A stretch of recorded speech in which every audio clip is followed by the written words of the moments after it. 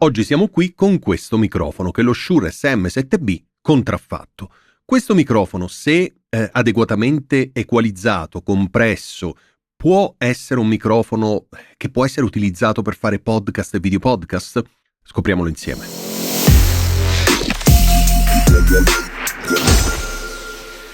Come ti dicevo nell'introduzione, oggi siamo qui con lo Shure SM7B contraffatto. Se ti va, ci sono 2 video sul mio canale nel quale già parlo di questo microfono, come l'ho acquistato, come suona, ho fatto un paragone con l'originale Shure SM7B, eccetera, eccetera. Ti lascio i link dei video in descrizione. Ok, oggi ci concentriamo sull'equalizzare, sul comprimere, sull'aggiungere, un de-esser, un noise gate, quello che serve per far suonare decentemente questo microfono. Come al solito io ti chiedo di mettere le migliori cuffie che hai a disposizione, altrimenti non senti nulla. Quello che stai sentendo è già un suono equalizzato, compresso, adattato alla mia voce. Perché l'errore, secondo me, che si può fare in questi casi è quello di cercare di far suonare questo microfono come l'originale. Sono 2 microfoni completamente diversi, la capsula è diversa, la risposta in frequenza è diversa, ti metto qui qualche screenshot per fartelo vedere. Quindi, secondo me, l'errore non è, che in tanti fanno, è quello di provare a farlo suonare uguale all'originale.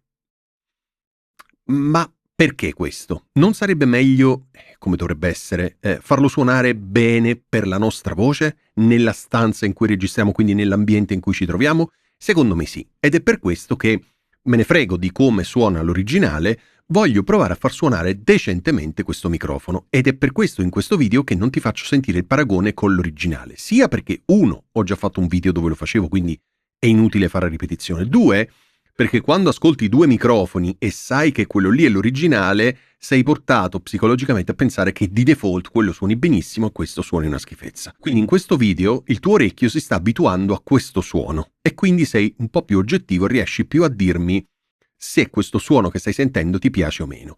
Considera che questo microfono nuovo, questo contraffatto nuovo, costa anche intorno ai 150 euro e in entrambi i video che ho già fatto e anche in questo ti sconsiglio vivamente di pagarlo così tanto, perché in quella fascia di prezzo, 150 euro, ci sono microfoni che suonano veramente molto bene e 1, sono in garanzia, 2, hai assistenza e 3, cioè riduci al minimo il rischio che dentro ci sia chissà che cosa, o cavi collegati male, oppure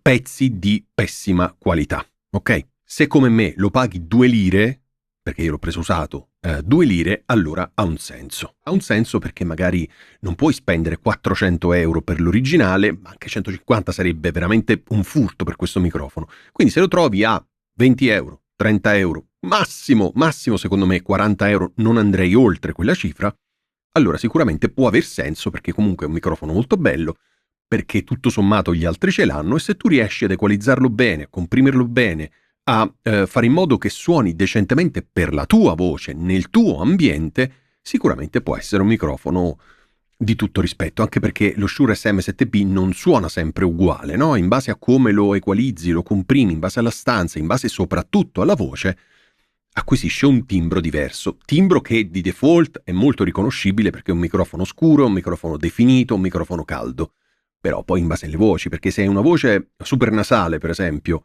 e quindi una voce molto sottile, molto squillante, sicuramente devi usarlo in un certo modo. Se hai una voce già molto scura, molto piena nelle frequenze medio-basse, allora lo userai in un altro modo. Quindi voglio dire, non c'è un unico modo in cui quel microfono suona, soprattutto perché è un altro fattore che spessissimo non viene preso in considerazione, la posizione del microfono. Perché in base a come lo metti, acquisisce un certo tipo di suono.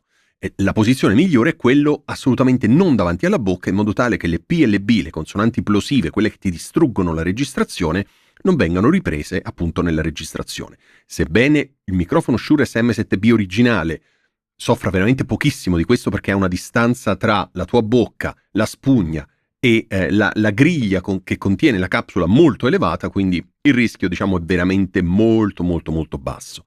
Però questo non è l'originale, questo è quello contraffatto. Ok?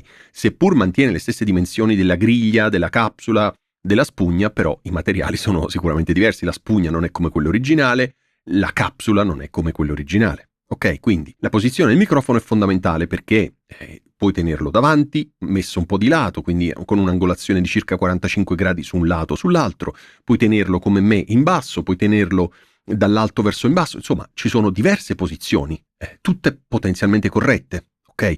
Dipende da te quale posizione scegli e come parli nel microfono, perché un ultimo fattore tra tutti quelli che abbiamo appena elencato è anche la tua voce. Quanto parli con un volume e una forza nella voce costante nel tempo per tutta la registrazione? Perché se ci sono parti in cui alzi la voce, parti in cui abbassi la voce e ci sono tante sfumature nel mezzo, sicuramente dopo in post-produzione è un po' più complesso andare a lavorare con un'equalizzazione, con una compressione soprattutto, per cercare di livellare la tua voce. Quindi voglio dire, le variabili sono così tante che tutto viene fatto, come dicono gli americani, tailor-made, cioè su misura. Ok, quindi l'equalizzazione, la compressione, tutto su misura. Spesso quando sotto i miei video c'è qualcuno che mi dice: mi dici che settaggi hai usato?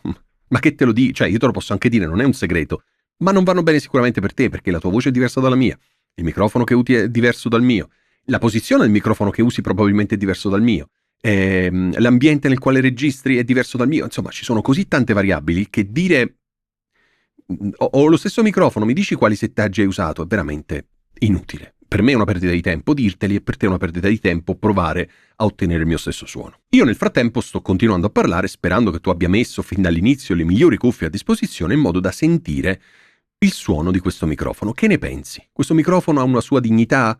Può essere utilizzato per fare podcast o video podcast? Suona bene a prescindere dall'originale. Ok, non facciamo una gara a sì, l'originale suona meglio, grazie. Costa 400 euro, voglio dire, la componentistica interna è sicuramente migliore, quindi lasciamo perdere l'originale. Questo microfono, se si chiamasse Pippo, Pluto e Paperino modello XYZ, suonerebbe bene? Lo compreresti per massimo 40 euro? Io probabilmente sì.